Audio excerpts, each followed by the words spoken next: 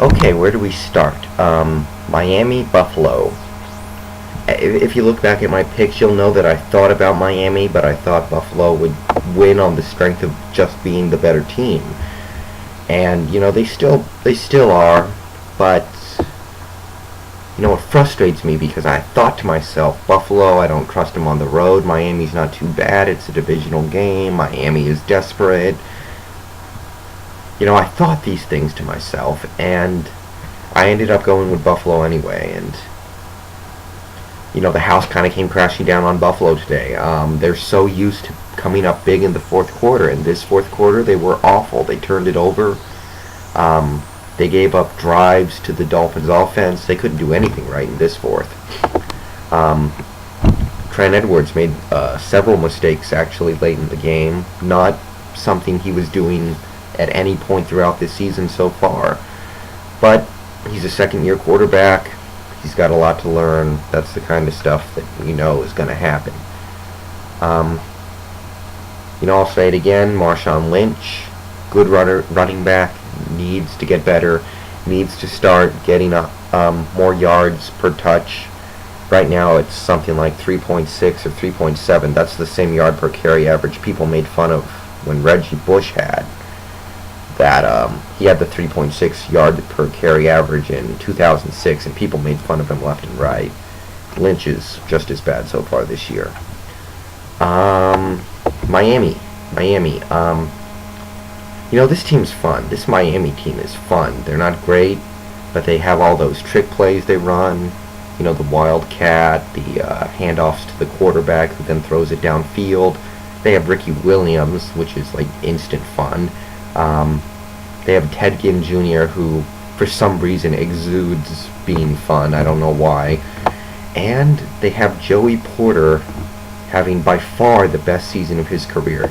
He has like 10.5 sacks this year, which equals his career high in any full year of his career, back when he was with Pittsburgh. So, Joey. And really, I expect Buffalo to bounce back from this and be fine, but they gotta look behind them and notice the Patriots and Jets right there. Ravens, Raiders.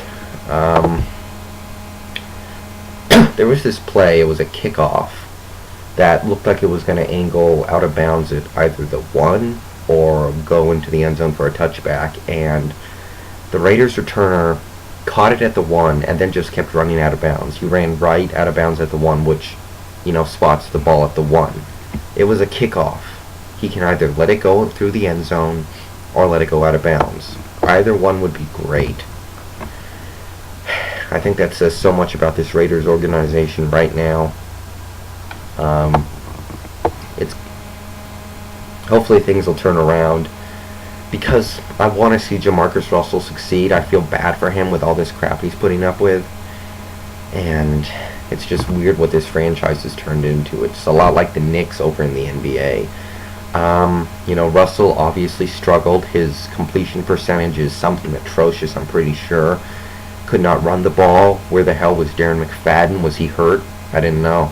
I thought he was playing it. I didn't see him out there.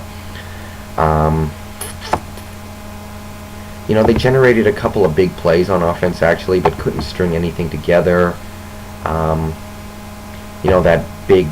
cannon that Jamarcus Russell unleashed at that one point that got picked off by Frank Walker.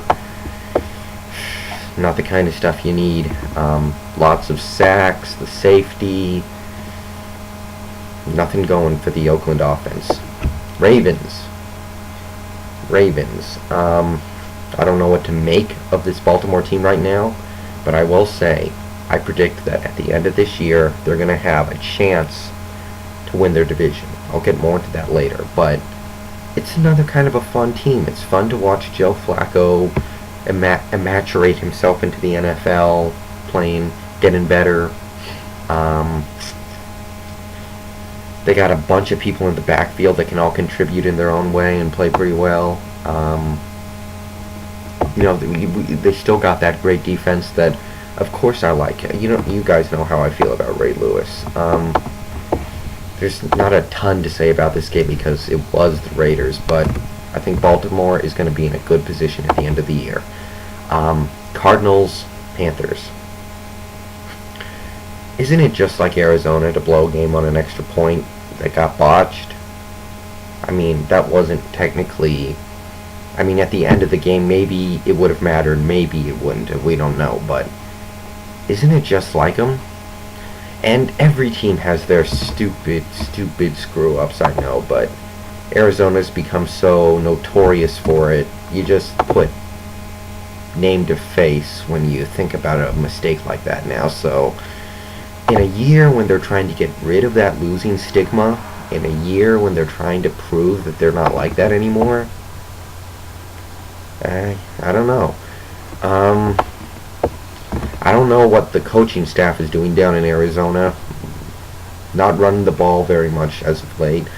I don't know why they're not getting Edger and James involved, because he still has something left in the tank. It's like they think he's a washed-up star at this point. They're using him kind of like how... Geez, I don't know. Kind of like how the Suns are probably going to use Shaq this year, but Edge isn't ready for that part of his career yet. Edge can still be a 1,200-yard guy. And Tim Hightower is nothing more than a goal line back, so he's got to be the man. Arizona, they played pretty well. Kurt Warner had a, big game, although, it probably should have been better. You can't say too much bad about his performance other than the one interception that came on a play where they probably should have run it. And that defense giving up that 3rd and 13 on the last drive by Carolina. I don't know how you can be expecting pass in that situation, but that's just me. Carolina looking nice and balanced right now. They can run the ball, they can pass the ball, they can go for big plays, they can keep it short, they can come from behind, they can play with the lead. Defensively, they're good against the run. They can stuff up the pass. They can force plays. They can get sacks. They're just doing a little bit of everything out there, and they have a chance to run away with the division, even though Tampa Bay will probably sweep them. And Tampa Bay is built perfectly to beat them. They'll probably still win that division. That's just how things go sometimes. Dallas, Tampa. I haven't had a ton of nice things to say about Dallas so far this year. I think they're a bunch of individuals and not a team, but that was a spirited effort on Sunday. They came together and they knew they really had to win this game. It won't go down in the record books as a must-win, technically, but they really needed to win that game, and they came up with it. Defense, it wasn't DeMarcus Ware this time. Ware did a couple things, but he didn't do his usual D-Ware stuff. It was the other people. It was Mike Jenkins. It was Brady James, Zach Thomas, Greg Ellis even. These guys, they were just stepping up and making these key plays. I saw Dallas calling some really smart blitz packages, and that's pretty much what it was all about. The Dallas defense stepping up, and Tampa, in a game this close with these few points, you come back to a couple of things that seemed minor at the time but ended up being major. Like those 4 straight defensive penalties to end the half that led to Dallas's only touchdown. If that sequence doesn't happen, Tampa Bay probably goes on to win the game. So I predict there's going to be some yelling in practice this week.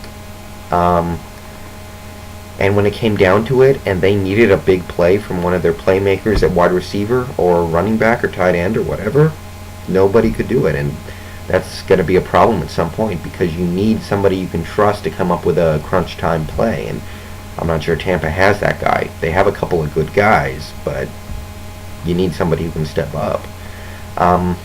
The 4th and inches run by Marion Barber with like 6 minutes to go in the game, not being talked about enough in my opinion. Barber had a big impact on this game, even if the numbers don't show it, and if he didn't convert that 4th down, you couldn't say nothing. There were 2 people waiting right there to tackle him for a loss of 1, but he would not be denied. He just bowled right through him. He had every excuse to go down right there and blame the people who left those 2 guys unblocked. But he didn't. He converted the 1st down, and if he doesn't do it, Dallas probably loses. So, yeah,